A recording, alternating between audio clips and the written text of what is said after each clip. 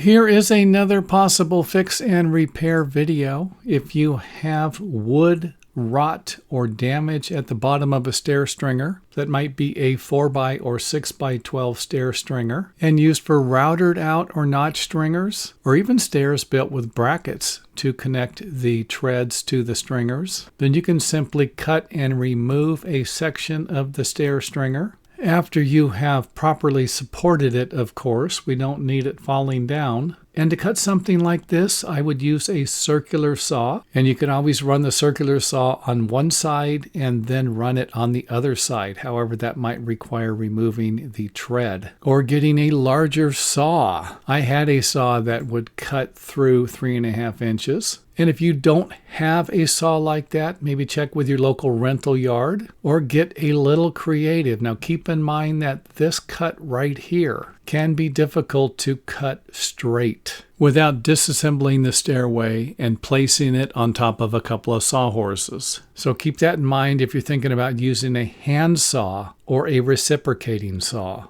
And of course, after the cut, you can just simply slide a board underneath the stringer. And in this case here, we are using a 2x4 and it is treated lumber. And like I mentioned earlier, you might have building hardware in the way.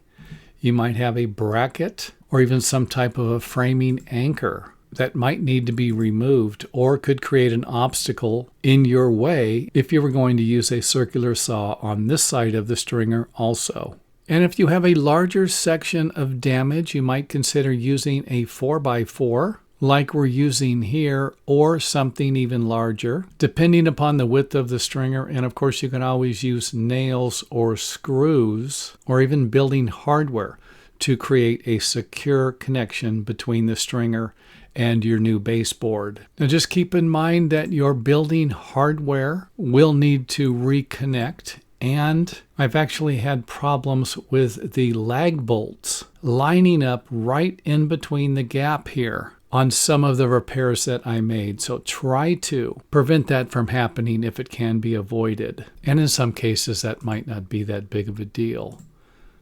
So there we have another repair option. If the damage is even larger, then you can always use a larger board if that will work for your project. Now keep in mind that there is going to be a point when the stringer will need to be removed and replaced. And once we start doing a repair like this, there's a very good chance you're getting close to that point. And of course, we can always use building hardware to connect our new baseboard to the existing stringer. And you can always add additional hardware if needed for that. And you can always use straps here too. You can use whatever you feel like is going to work for your project and hold everything together. Now the last thing I want to mention in the video is that the damage at the bottom of the stringer was probably caused by water sitting on top of a concrete support or footing that was absorbed into the wood stringer over time. And if you want to prevent that from happening again, then you could always use standoff plates.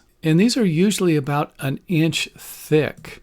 I would imagine anything that was at least 1/2 inch thick should do the job just fine. Now, I also want to point out that when you are installing new hardware, it could get in the way of the existing hardware. And if that happens, then just simply notch around it if you can, or have the new hardware go underneath your bracket or over it if that will work for you. And these are just a few ways to fix something like this. You can shape these boards in a variety of different ways to make this type of a repair, to prevent you from removing the entire stairway if there isn't anything wrong with the rest of the stairway. And thanks for watching. If you enjoyed the video, let us know by hitting the thumbs up button or letting us know in the comment area.